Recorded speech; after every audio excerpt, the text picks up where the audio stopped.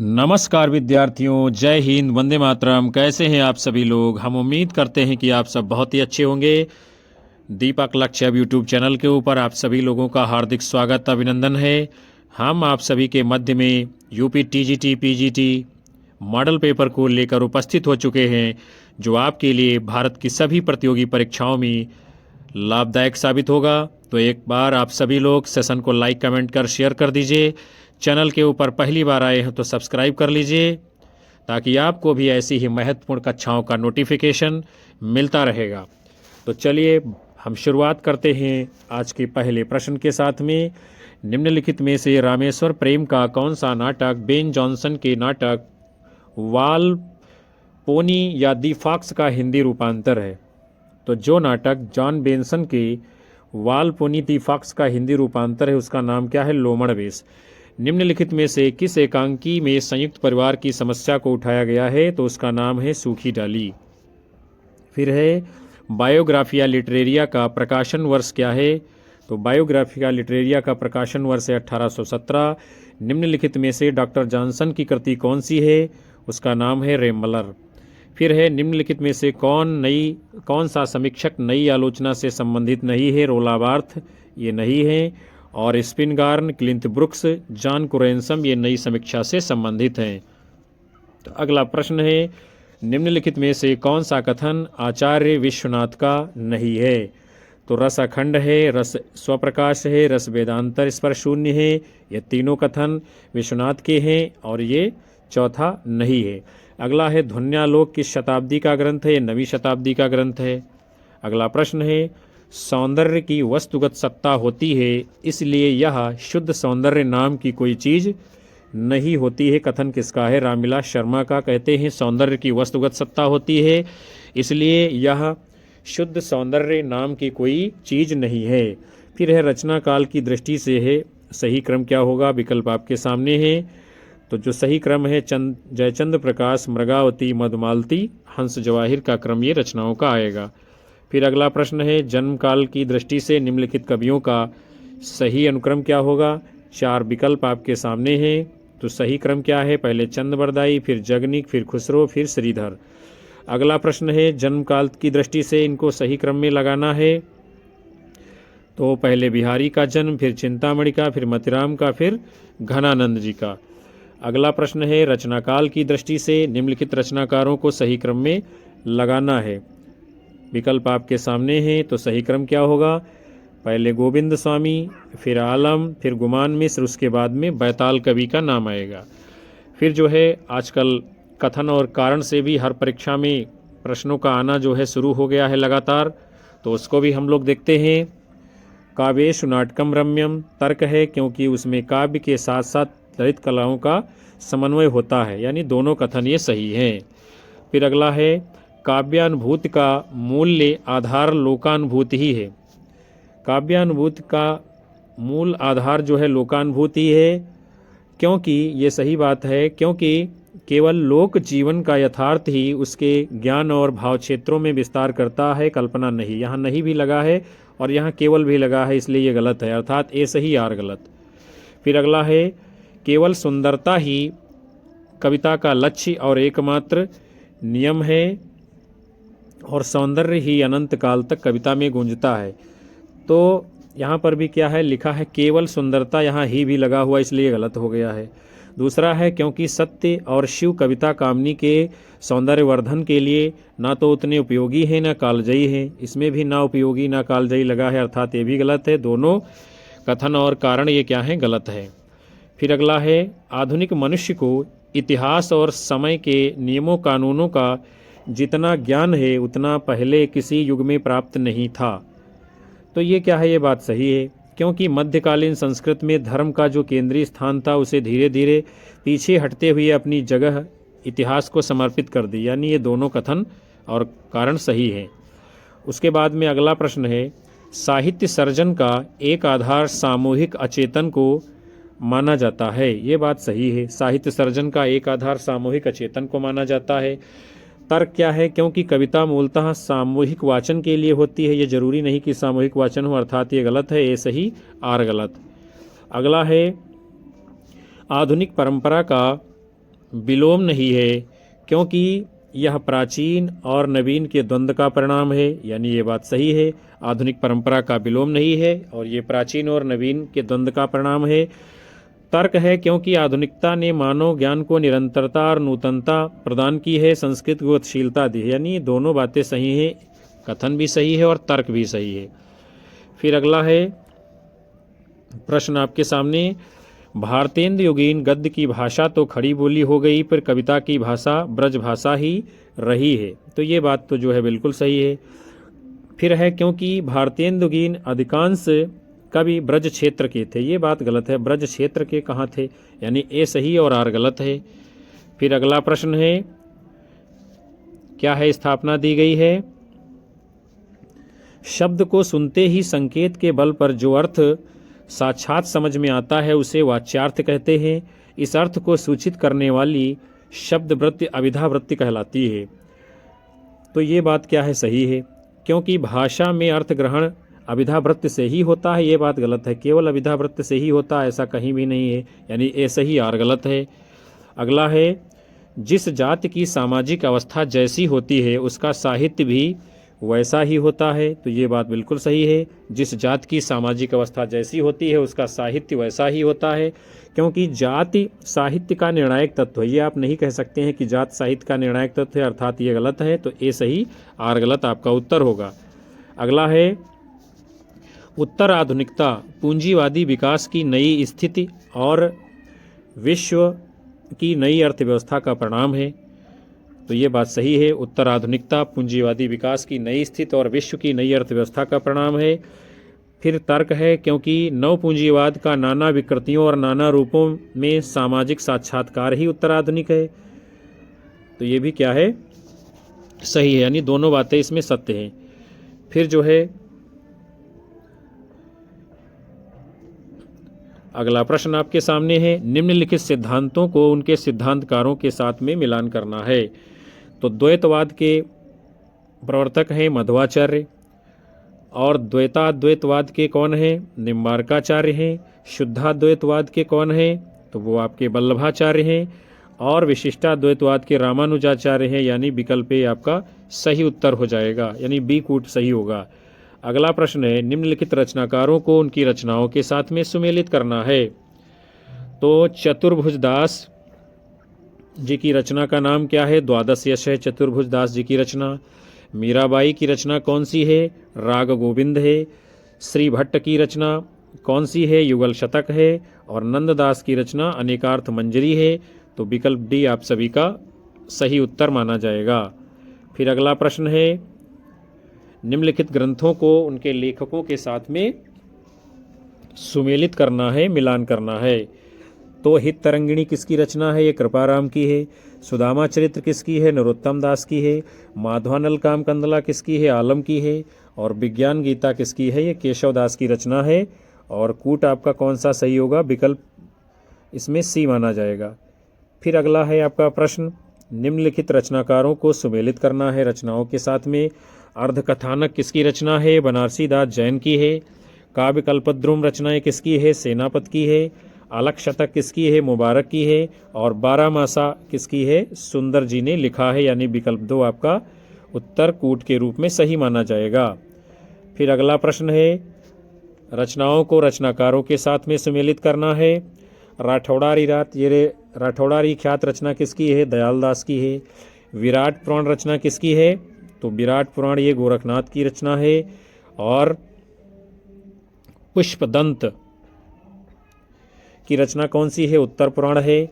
और जिनदत्त सूर की रचना कौन सी है, उपदेश रसायन रास। और विकल्प बी इसमें आपका कूट उत्तर के रूप में सही होगा। फिर अगला प्रश्न है, पंक्तियों को जो है उनके कवियों के साथ में मिलाना है। तो पहली पंक्ति है, वैश्यो सुनो व्यापार सारा मिट चुका है देश का, सब धन विदेशी हर रहे हैं पार क्या है क्लेश का। ये पंक्ति किसकी है, मैथिली शरण गुप्त जी की है। किसकी है, मैथिली शरण गुप्त जी की, नीचे विकल्प दिया हुआ है। फिर है, तुम भूल गए पुरुषत्व मोह में कुछ सत्ता है नारी की, समरसता है संबंध बनी अधिकार और अधिकारी की। ये किसकी है, तो ये जयशंकर प्रसाद की है। फिर अगला है, प्रथम रश्मि का आना रंगीन तुमने कैसे पहचाना, कहाँ कहाँ है बाल विहंगिन पाया तूने ये गाना। ये पंक्ति किसकी है, पंत जी की है। फिर है क्या अमरों का लोक मिलेगा तेरी करुणा का उपहार, रहने दो हे देव अरे यह मेरा मिटने का अधिकार। ये पंक्ति किसकी है? महादेवी वर्मा जी की है। और आपका कूट कौन सा? विकल्प डी उत्तर इसमें सही होगा। फिर अगला प्रश्न आपके सामने है, मिलान करना है रचनाओं का रचनाकारों के साथ में। साहित्य का समाज शास्त्र, ये रचना किसकी है? ये डॉक्टर नगेंद्र की है। प्रगतिशील साहित्य की समस्याएं रचना किसकी है? रामविलास शर्मा की है। और आधुनिक हिंदी कविता में बिंब विधान, ये रचना किसकी है? केदारनाथ सिंह की है। और अद्यतन रचना किसकी है? ये अज्ञे जी की है। मिलान कर दिया गया और बी आपका विकल्प उत्तर के रूप में सही होगा। फिर अगला प्रश्न है, रचनाकारों को रचनाओं से सुमेलित करना है। यहाँ भी छप्पर किसकी रचना है? जयप्रकाश करदम की है। शिकंजे का दर्द रचना किसकी है? सुशीला टाकभोरे की है। अपने अपने पिंजरे रचना किसकी है? मोहनदास नैमिषराय की है। झोपड़ी से राजभवन रचना किसकी है? माता प्रसाद की। और विकल्प सी आपका उत्तर कूट के रूप में माना जाएगा। उसके बाद में अगला प्रश्न है, कहानियों को उनके रचनाकारों के साथ में सुमेलित करना है। यारों के यार रचना किसकी है? कृष्णा सोपती जी की है। मछली मरी हुई किसकी रचना है? राजकमल चौधरी की है। सपाट चेहरे वाला आदमी रचना किसकी है? दूधनाथ सिंह की है। कोसी का घटवार रचना किसकी है? शेखर जोशी जी की। और विकल्प ए कूट आपका उत्तर के रूप में सही होगा। फिर अगला प्रश्न है, संवाद दिए गए हैं और किस नाटक की पंक्तियां हैं ये आपको बताना है। मैंने भावना में भावना का वर्ण किया है, ये जो है आषाढ़ का एक दिन की पंक्ति है, मल्लिका की पंक्ति है। फिर है अधिकार सुख कितना मादक और सारहीन है, ये पंक्ति किस नाटक की है? स्कंदगुप्त की। समझदारी आने पर यौवन चला जाता है, जब तक माला गूंथी जाती है फूल को मिला जाते हैं, ये किस नाटक की पंक्ति है? चंद्रगुप्त की है। और फिर है नारी का आकर्षण पुरुष को पुरुष बनाता है और उसका आकर्षण उसे गौतम बुद्ध, तो ये पंक्ति जो है लहरों के राजहंस से ली गई है। मिलान कर दिया गया है। और कूट आपका कौन सा? विकल्प बी इसमें सही माना जाएगा। फिर अगला प्रश्न आपके सामने है, महापंडित राहुल सांकृत्यायन ने किसको हिंदी का पहला कवि माना है? तो सरहपाद को माना है। अगला है संदेशण सबिथरौ पई मई कहाणु न जाए, जो कालांगुली मूंदड़ो सो बाहड़ी समाए, ये पंक्ति किसकी है? अद्दा हमार जी की है, यानी अब्दुल रहमान की है। संदेशणों सबिथरौ। फिर अगला है, कबीर की अपेक्षा खुसरो का ध्यान बोलचाल की भाषा की ओर अधिक था, ये कथन किसका है? तो रामचंद्र शुक्ल का है। कहते हैं कबीर की अपेक्षा खुसरो का ध्यान बोलचाल की भाषा की ओर अधिक था। अगला प्रश्न है, निम्नलिखित ग्रंथों में किसके रचयिता तुलसीदास नहीं है? हनुमत चरित के नहीं है। वैराग्य संदीपनी, कृष्ण गीतावली, पार्वती मंगल, ये सभी रचनाएं तुलसीदास जी की हैं। फिर अगला प्रश्न आपके सामने है, जायसी पहले कब हैं सूफी बाद में है, ये कथन किसका है? विजय देवनारायण शाही जी कहते हैं जायसी पहले कब हैं सूफी बाद में है। अगला प्रश्न है, जसोदा कहा कहौ हौ बात, तुम्हारे सुत के कर्तब मोपे कहे न जात, पंक्ति किसकी है? चतुर्भुजदास जी की। चतुर्भुजदास कहते हैं जसोदा कहा कहौ हौ बात, तुम्हारे सुत के कर्तब मोपे कहे न जात। फिर अगला प्रश्न है, अधर मधुरता कठिनता कुछ तीचनता त्योर, रस कवित्त परिपक्वता जाने रसिक न और, ये काव्य पंक्ति किसकी है? तो ये भिखारी दास जी की है। क्या कहते हैं भिखारी दास? अधर मधुरता कठिनता कुछ तीक्ष्णता त्योर, रस कवित्त परिपक्वता जाने रसिक न और। अगला प्रश्न है, निम्नलिखित में से रीत मुक्त कविता की विशेषता कौन सी है? तो स्वच्छंदता है रीत मुक्त कविता की विशेषता। आगे बढ़ेंगे। अगला प्रश्न है, एकांत संगीत ये रचना किसकी है? तो एकांत संगीत ये रचना किसकी है? हरिवंश राय बच्चन जी की। दुखिनी वाला नाटक किसका है? राधा कृष्ण दास का। और इनमें से कौन सा कहानी संग्रह प्रेमचंद का नहीं है? मोहब्बत की राहें, प्रेम पचीसी, प्रेम द्वादशी, सप्त सरोज, ये कहानी संग्रह किसके हैं?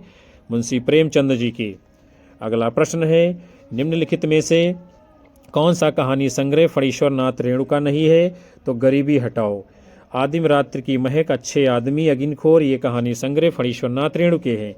मृणाल किस उपन्यास का पात्र है? तो त्यागपत्र का पात्र है, जो कि जैनेन्द्र का उपन्यास है। बम्बई के मजदूर संगठनों पर आधारित उपन्यास कौन सा है? आवा है, बम्बई के मजदूर संगठनों पर आधारित उपन्यास। फिर अगला है, शिव शंभू के चिट्ठे के रचनाकार कौन हैं? तो शिव शंभू के चिट्ठे के रचनाकार बाल मुकुंद गुप्त हैं। फिर है, काशी नागरी प्रचाणी सभा के प्रथम सभापति कौन थे? बाबू राधा कृष्ण दास जी थे।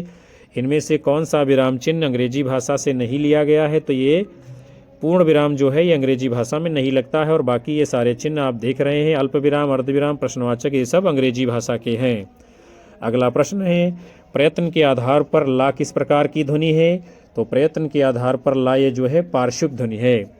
इनमें से कौन सा शब्दालंकार नहीं है? तो उपमा ये क्या है? अर्थालंकार है। श्लेष, वीप्सा, वक्रोक्त ये सब शब्दालंकार हैं। फिर अगला प्रश्न है, रचनाएं हैं और उनका जो है मिलान करना है। तो जयमंग जस चंद्रिका ये रचना किसकी है? तो ये मधुकर कवि की है। पृथ्वीराज रासो चंद्रवरदाई की है। श्रावकाचार्य देवसेन की है। और नेमिनाथ राज ये रचना किसकी है? सुमत गण की। आपका विकल्प भी उत्तर माना जाएगा। अगला प्रश्न है, निम्नलिखित ग्रंथों को उनके लेखकों के साथ में सुमेलित करना है। साहित्य लहरी सूरदास की है। प्रेम वाटिका रसखान की है। रसमंजरी नंददास की है। और भक्त नामावली रचना ध्रुवदास की है। आपका विकल्प सही उत्तर होगा। फिर अगला प्रश्न है, मिलान करना है। आलम की रचना कौन सी है? आलम की रचना माधवानल कामकंदला है। घनानंद की रचना सुजानहित प्रबंध है। ठाकुर की रचना ठाकुर ठसक है। और दुजदेव की रचना कौन सी है? श्रृंगार लतिका सौरभ। विकल्प सी आपका सही उत्तर माना जाएगा। फिर अगला प्रश्न है, निम्नलिखित रचनाओं को रचनाकारों के साथ में सुमेलित करना है। एक पतंग अनंत में रचना किसकी है? कैलाश वाजपेयी की। यहाँ से देखो ये रचना किसकी है? तो ये केदारनाथ सिंह जी की है। बात बोलेगी रचना किसकी है? शमशेर बहादुर सिंह जी की। आत्मजयी किसकी है? कुंवर नारायण की। विकल्प डी आपका सही उत्तर माना जाएगा। अगला प्रश्न है आपके सामने, यहाँ भी क्या है? रचनाओं को मिलान करना है। सूखी डाली किसकी है? तो उपेंद्र नाथ अश्क की है। कारवां किसकी है? तो ये भुवनेश्वर प्रसाद जी की है। और बादल की मृत्यु क्या है? किसकी है? राम कुमार वर्मा की है। और एक घूंट जयशंकर प्रसाद की है। यानी विकल्प सी आपका सही उत्तर होगा। और ये सभी क्या हैं? ये सभी की सभी एकांकियां हैं। अगला प्रश्न है, रचनाकारों को सुमेलित करना है आपको रचनाओं के साथ में। मेरी आत्म कहानी ये किसकी है? श्याम सुंदर दास की। स्मृत की रेखाएं किसकी है? महादेवी वर्मा की। माटी की मूर्तें किसकी है? रामरक्ष बेनीपुरी की। और हरिश्चंद्र ये रचना किसकी है? तो ये आपके हरिश्चंद्र जो रचना है शिवनंदन सहाय जी की है। और विकल्प बी आपका सही उत्तर माना जाएगा। फिर अगला प्रश्न है, निम्नलिखित लेखिकाओं को उनकी रचनाओं के साथ में सुमेलित करना है। तो ममता कालिया की रचना कौन सी है? एक पत्नी के नोट्स। नासिरा शर्मा की रचना कौन सी है? जिंदा मुहावरे। चित्रा मुदगल की रचना कौन सी है? एक जमीन अपनी। और अलका सरावगी की रचना कौन सी है? शेष कादम्बरी। और विकल्प आपका सही उत्तर होगा। अगला प्रश्न है, निम्नलिखित काव्य शास्त्रीय कृतियों को उनके आचार्यों के साथ में मिलाना है। देखते हैं हम लोग। औचित्य विचार चर्चा रचना किसकी है? क्षेमेंद्र की है। ध्वन्यालोक किसकी है? आनंदवर्धन की है। श्रृंगार प्रकाश किसकी रचना है? तो ये भोजराज की है। और काव्य मीमांसा रचना किसकी है? तो ये आपकी हो जाएगी श्रृंगार प्रकाश जो रचना है वो जो है भोजराज की है। और काव्य मीमांसा किसकी है? राजशेखर की है। यानी विकल्प ए आपका सही उत्तर होगा। फिर अगला प्रश्न है, यहाँ भी मिलान करना है। हिंदी साहित्य के 80 वर्ष ये रचना किसकी है? तो ये है शिवदान सिंह चौहान की। शब्द और मनुष्य रचना किसकी है? परमानंद श्रीवास्तव की। अज्ञेय वागर्त वैभव रचना किसकी है? रमेश चंद्र शाह की। लोकवादी तुलसी रचना किसकी है? विश्वनाथ त्रिपाठी की। विकल्प सी आपका सही उत्तर होगा। अगला प्रश्न है, निम्नलिखित नाटककारों को उनके नाटकों के साथ में सुमेलित करना है। हरिकृष्ण प्रेमी के नाटक का नाम क्या है? रक्षाबंधन आप सब जानते हो। गोविंद वल्लभ पंत के नाटक का नाम क्या? अंगूर की बेटी, ये भी आप लोगों को पता है। और लक्ष्मी नारायण मिश्र के नाटक का नाम क्या है? सन्यासी। चंद्रगुप्त विद्या अलंकार के जो है नाटक का नाम क्या है? अशोक। ये मिलान हुआ और विकल्प भी आपका सही उत्तर होगा। फिर जो है आपका स्थापना और तर्क से संबंधित प्रश्न है। क्या है? मनुष्य को कर्म में प्रवृत्त करने वाली मूल प्रवृत्ति भावात्मिका होती है। यानी ये बात सही है। दूसरा है, अभी इसमें है, केवल तर्क बुद्धि विवेचना के बल से ही हम किसी कार्य में प्रवृत्त नहीं होते। तर्क क्या है? क्योंकि जहाँ जटिल बुद्धि व्यापार के अंतर किसी कर्म का अनुष्ठान देखा जाता है वहाँ भी तह में कोई भाव या वासना छिपी रहती है। यानी ए और आर दोनों सही है। कथन और तर्क दोनों सही हैं। अगला प्रश्न है, अभिव्यंजनावादियों के अनुसार कवि या कलाकार अपने अंतर की भावना को बाहर प्रकाशित करता है, बाह्य वस्तु को नहीं। ये बात तो सही है, क्योंकि अभिव्यंजनावादी अंतर की भावना की जगह बाह्य वस्तु को अधिक महत्व देता है, तो ये बात गलत है। बाह्य वस्तु को अधिक महत्व नहीं देता है, यानी ए सही और आर गलत है। फिर अगला प्रश्न है, मन को अनुरंजित करना, उसे सुख या आनंद पहुंचाना ही कविता का अंतिम लक्ष्य होना चाहिए, क्योंकि ये क्या है, सही है। मन को अनुरंजित करना, उसे सुख या आनंद पहुंचाना ही कविता का अंतिम लक्ष्य होना चाहिए, ठीक है। तर्क क्या है, क्योंकि कविता मनोविलास की सामग्री है, जिससे सहृदय पाठक अपनी कुंठाओं से मुक्त होता है, इसे ही हृदय की मुक्तावस्था कहते हैं। अब ये क्या केवल मनोविलास यहाँ पर लगा हुआ है, इसलिए ये गलत है, यानी ए सही आर गलत। फिर अगला क्या है, फ्रायड के अनुसार क्या कहा जा रहा है, फ्रायड के अनुसार कला और धर्म दोनों का उद्भव अचेतन मानस की संचित प्रेरणाओं और इच्छाओं में ही होता है। इस काम शक्ति के उन्नयन के फलस्वरूप कलाकार सृजन करता है। ये क्या है, स्थापना तो सही है। फिर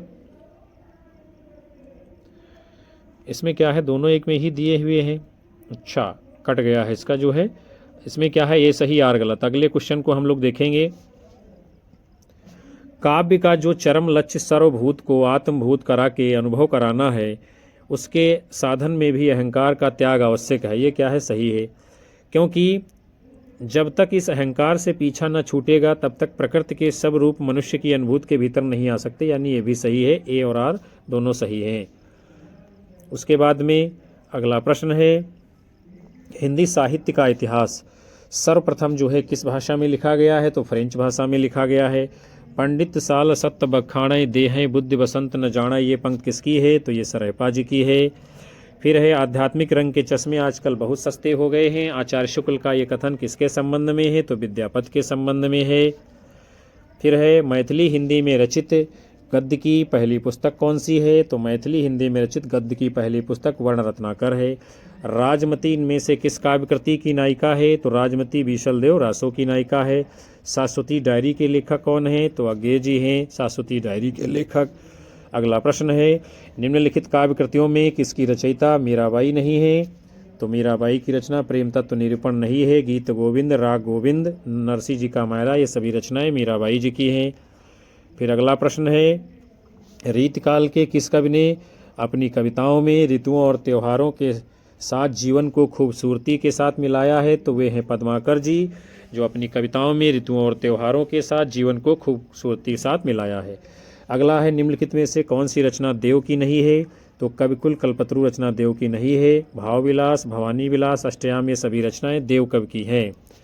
अगला प्रश्न है, सूर समाना चंद में दहूं किया घर एक, ये काव्य पंक्ति किसकी है, तो ये कबीरदास की है। कबीरदास लिखते हैं, सूर समाना चंद में दहूं किया घर एक। अगला है, रास पंचाई किस छंद में लिखी गई रचना है, तो ये रोला छंद में लिखी गई है। फिर है, राधा वल्लभ संप्रदाय के प्रवर्तक कौन हैं, तो राधा वल्लभ संप्रदाय के प्रवर्तक हितहरिवंश जी हैं। प्रकृति के नाना रूपों के साथ केशव के हृदय का सामंजस्य कुछ भी न था, ये कौन कहता है, रामचंद्र शुक्ल कहते हैं। प्रकृति के नाना रूपों के साथ केशव के हृदय का सामंजस्य कुछ भी न था।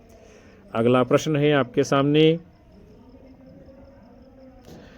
क्या कहा जा रहा है, हमन है इश्क मस्ताना, हमन को होशियारी क्या, रहे आज़ाद या जग में हमन दुनिया से यारी क्या, ये काव्य पंक्ति किसकी है, कबीरदास की है। हमन है इश्क मस्ताना, हमन को होशियारी क्या, रहे आज़ाद या जग में हमन दुनिया से यारी क्या, ये पंक्ति किसकी है, कबीरदास की है। फिर जो है अगला प्रश्न है, हिंदू मग पर पाँव न राख्यो का बहुतय जो हिंदी भाख्यो, ये पंक्तियाँ जो हैं किस बोली में हैं, तो ये पंक्तियाँ अवधी बोली में हैं। अगला है, एक तनी हुई रस्सी है जिस पर मैं नाचता हूँ, पंक्ति किसकी है, अज्ञेय जी कहते हैं। एक तनी हुई रस्सी है जिस पर मैं नाचता हूँ। फिर अगला है, युगधारा की रचयिता कौन है, तो युगधारा ये रचना किसकी है, नागार्जुन जी की। उसके बाद में अगला प्रश्न है, शब्द जादू है मगर क्या यह समर्पण कुछ नहीं है, ये पंक्तियाँ किसकी हैं, तो ये पंक्तियाँ हैं अज्ञेय जी की। अज्ञेय जी कहते हैं, शब्द जादू हैं मगर क्या यह समर्पण कुछ नहीं है। अगला प्रश्न है, बीती विभावरी जागरी, अंबर पनघट में डुबो रही तारा घट उषा नागरी, ये पंक्तियाँ किस रचना से हैं, तो लहर रचना से हैं। बीती विभावरी जागरी, अंबर पनघट में डुबो रही तारा घट उषा नागरी। अगला है अंधा कुआं किसकी नाट्य कृति है, तो ये लक्ष्मी नारायण लाल की है अंधा कुआं। फिर आपका प्रश्न है मल्लिका किस नाटक की पात्र है, तो आप सभी लोग जानते हैं मल्लिका ये आषाढ़ का एक दिन नाटक की पात्र है। अगला है निम्नलिखित में से कौन सी कहानी राजी सेठ की नहीं है, जानवी जैनेन्द्र की है। समानांतर चलते हुए अपने दायरे, गलत होता पंचतंत्र, ये राजी सेठ की कहानियां हैं। अगला प्रश्न है आधा गांव उपन्यास में किस गांव का चित्रण किया गया है, तो आधा गांव उपन्यास में गंगौली गांव का चित्रण किया गया है। महिला पुलिसकर्मियों के जीवन पर आधारित उपन्यास कौन सा है, तो उसका नाम है गुनाह बेगुनाह, जो महिला पुलिसकर्मियों के जीवन पर आधारित उपन्यास है। फिर अगला है छप्पर के लेखक कौन है, यानी छप्पर ये रचना किसकी है, तो छप्पर रचना जयप्रकाश करदम जी की है। अगला प्रश्न है निम्नलिखित में से कौन सी उक्ति रामचंद्र शुक्ल की नहीं है, तो हम लोग इसमें शुक्ल की उक्तियों को देखेंगे। हृदय प्रसार का स्मारक स्तंभ काव्य है, ये शुक्ल जी कहते हैं। श्रद्धा और प्रेम के योग का नाम भक्ति है, शुक्ल जी कहते हैं। धर्म की रसात्मक अनुभूति का नाम भक्ति, ये भी शुक्ल जी कहते हैं। जो नहीं है शुक्ल जी की उक्ति वो है विकल्प बी, काव्य एक अखंड तत्व या शक्ति है जिसकी गतमर, ये शुक्ल जी का कथन नहीं है। अगला है इनमें से भुवनेश्वर की एकांकी कौन सी है, स्ट्राइक है भुवनेश्वर की एकांकी। फिर है भारतेंद्र बाबू हरिश्चंद्र का जीवन चरित्र, इस ग्रंथ के रचनाकार कौन है, राधा कृष्ण दास ने लिखा है भारतेंद्र बाबू हरिश्चंद्र का जीवन चरित्र।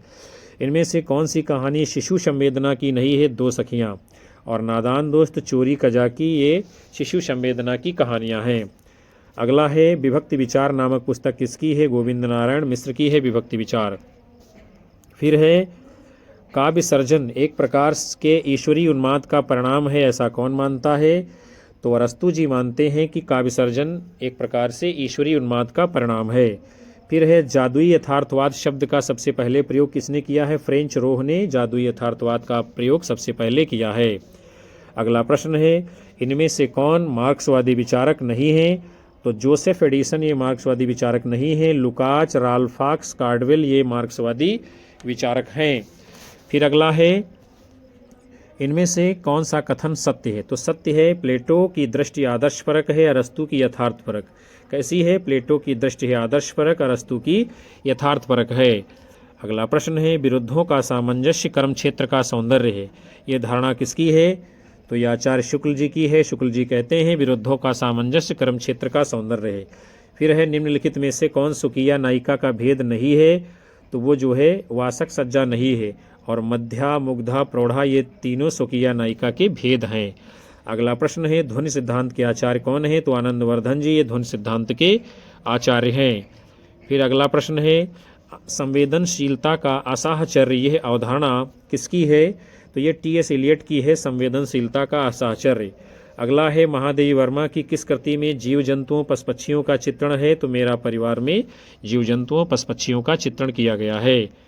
फिर आपका प्रश्न है भारतीय काव्यशास्त्र में रसगत दोषों की संख्या कितनी मानी गई है, तो भारतीय काव्यशास्त्र में रसगत दोषों की संख्या कितनी मानी गई है विद्यार्थियों, तो 10 मानी गई है भारतीय काव्यशास्त्र में रसगत दोषों की संख्या। तो प्यारे विद्यार्थियों और साथियों, आज के इस महत्वपूर्ण सत्र को हम यहीं पर विराम कर रहे हैं, जिसमें आप सभी लोगों ने यूपी टीजीटी पीजीटी के मॉडल पेपर को देखा, आप सभी लोगों ने, जिसमें आप सभी लोगों ने लगभग 150 प्रश्नों की श्रृंखला को देखा जाना समझा। हम उम्मीद करते हैं ये सेशन आप सभी लोगों को पसंद आया होगा और आपकी आने वाली परीक्षाओं में महत्वपूर्ण भूमिका निभाएगा। यहाँ से कई सारे प्रश्न आपको देखने को मिलेंगे।